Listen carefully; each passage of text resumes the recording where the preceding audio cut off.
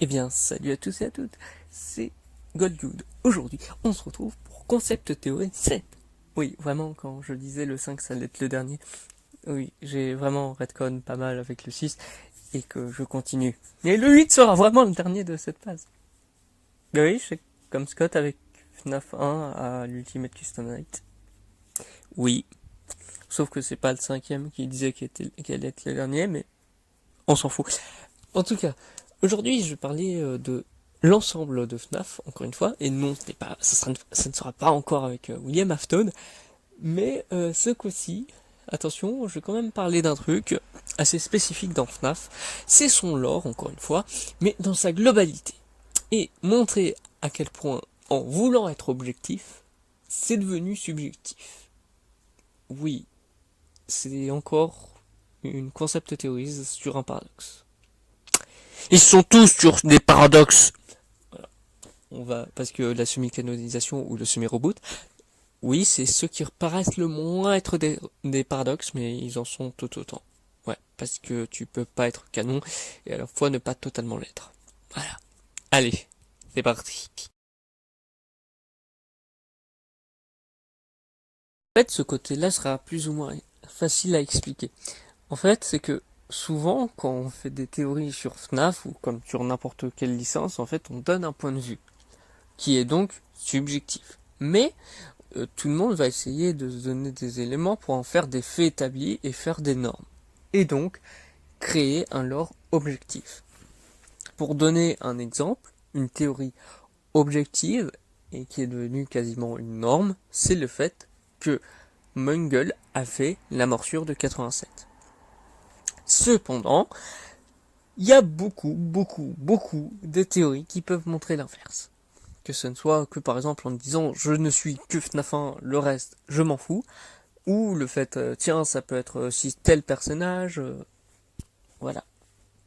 Mais du coup tout le monde s'est accordé à dire que c'était Mungle et puis voilà. Et c'est là où ça devient pas assez simple, c'est que certes on est en train de faire ça, et du coup ça nous fait qu'il y a des éléments qui on les forme pour devenir pour être dans le lore objectif, pour être des normes, comme je le dis depuis tout à l'heure. Et donc, en faisant ça, eh bien, on a un point de vue objectif de la licence, mais on en a plusieurs au final. Si d'autres gens pensent vraiment les autres éléments, les deux autres possibilités dont je viens de parler, bah en fait, on n'y croit plus trop. C'est con, hein. C'est con, mais en fait, ça fait que les autres possibilités que certaines personnes vont croire seront contre normes, et donc ne seraient pas considérées comme normales en théorie, mais en fait, c'est possible. Surtout que c'est jamais confirmé en mode c'est Mungle qui a fait la morsure de 87. Voilà. Et encore une fois, on peut savoir que certaines personnes vont renier cette information. N'est-ce pas ceux qui renient le fait que Scott a dit que Mike Trapp soit vrai? Bon, après, je l'ai fait aussi je le ferai aussi pour troll, mais là, encore une fois, c'est là où on revient avec le souci des retcons. Et c'est même pour ça que c'est la 6e, 7e et 8e concept théorise, donc celle-là aussi, sont dans le même lot. Et c'est même pour ça que les trois n'ont que leur image pour les représenter pendant les vidéos. En tout cas, le truc c'est ça, c'est que le retcon change selon la personne. Bah là, le côté objectif de la licence change également. Et on peut le voir par exemple avec un autre élément, dont on va parler dans le chapitre 2,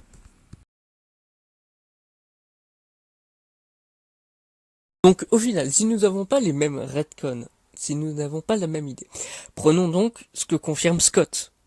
Ah, par exemple, il confirme ce qu'a dit MatPat avec FNAF 2.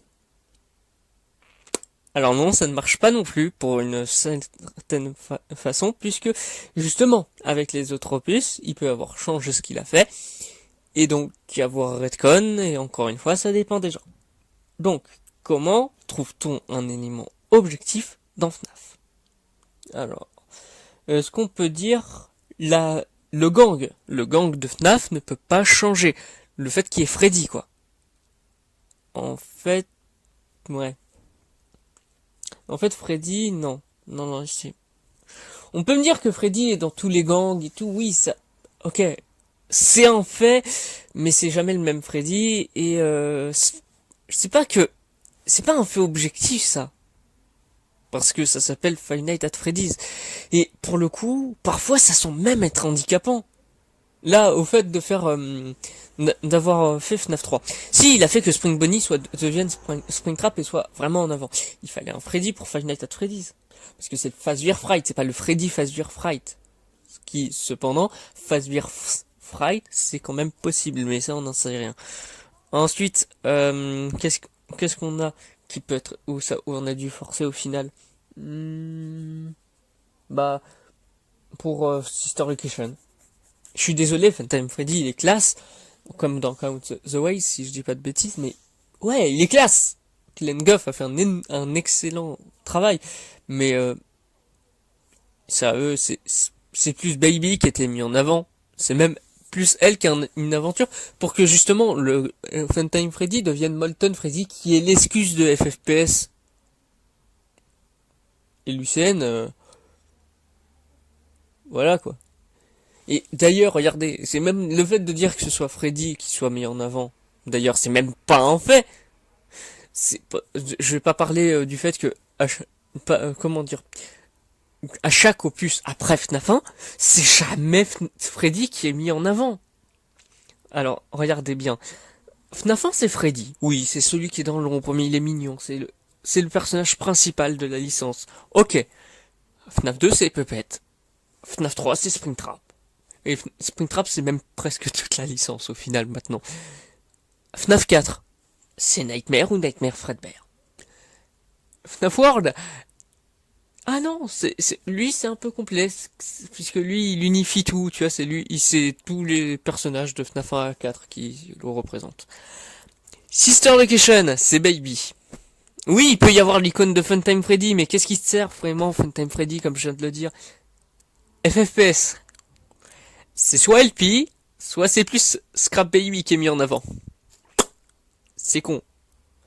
Lucen, c'est Nightmarion au niveau de l'icône, mais sinon c'est Golden Freddy.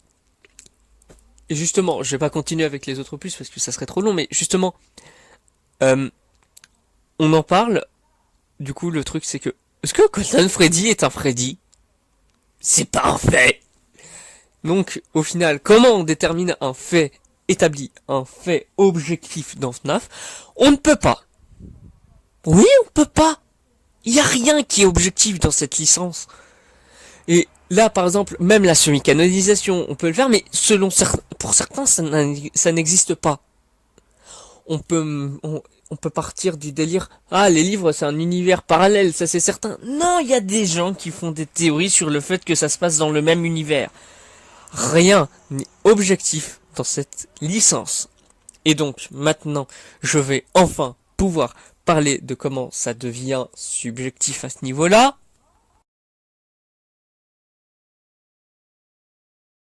Et du coup, c'est là où devient le souci, en fait. C'est que si on n'arrive pas à rendre quelque chose d'objectif, si tout a des milliards de possibilités, en fait, tu ne peux plus théoriser. Tu ne peux pas dire ça c'est objectif, puisque il y aura toujours quelqu'un qui va faire un truc subjectif. Et donc, qu'est-ce que ça fait?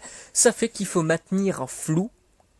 Il faut maintenir le fait que ça permette d'être subjectif pour montrer que c'est objectif. Même Scott, quand il confirme un truc, il y a certaines choses où il essaye de complètement les confirmer pour après faire des jeux suivants et donc pouvoir dire que ça peut être retcon.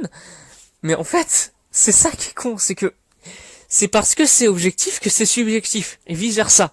C'est parce que Scott maintient ce flou, que ce soit objectif, qu'il faut chercher ce lore objectif, que ça permet d'être subjectif.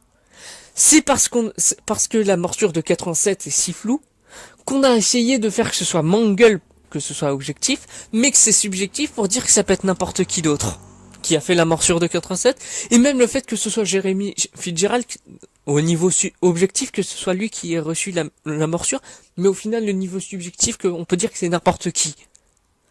Même la date de FNAF 1, elle peut être, c'est parce elle se veut objectivement mystérieuse et floute, qu'elle est au final subjective pour certains, et que tu ne peux pas être complètement objectif.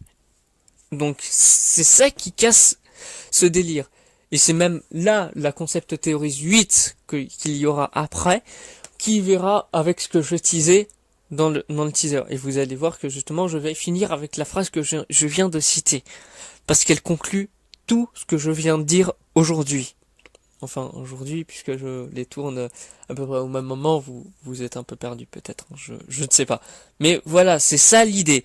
Et donc maintenant, vous retrouve avec la conclusion, et c'est parti pour la conclusion. Ouais, c'est assez évident dit comme ça. En fait, oui, c'est ça le souci de la licence. C'est parce que, oui, pour conclure.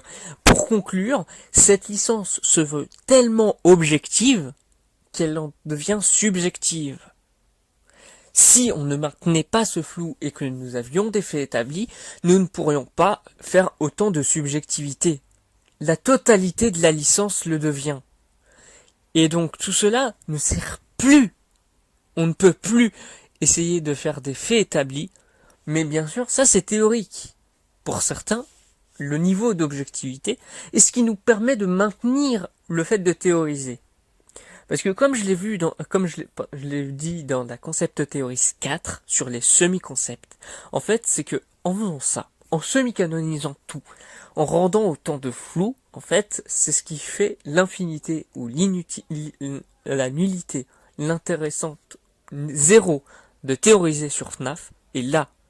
Et c'est même sur ça que c'est sur ça que la concept théorie 8 sera, je le dis haut et fort, ce sera sur le concept même de théoriser dans FNAF. Voilà, c'est dit, c'est dit. Vous l'attendez, normalement elle arrivera dans une semaine, si je dis pas de conneries.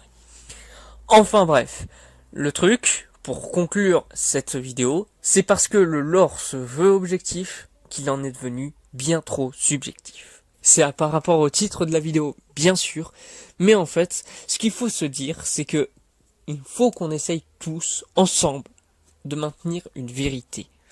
Oui, ça ne va sans doute pas plaire à certains. Même les concepts, durant toutes ces vidéos que j'ai démontrées, n'existent pas. Aucun concept n'est clair. Aucun concept n'est objectif. Il faudra donc essayer de le faire tous ensemble et essayer de maintenir la raison de pourquoi c'est autant comme ça. Et c'est même ce que je verrai avec vous dans Concept Theories 8 la semaine prochaine, si je dis pas de bêtises. Et non, en attendant, je vous dis, faites gaffe au côté objectif de chaque licence, parce que si c'est bien trop objectif, ça peut en devenir subjectif. Allez, bye bye!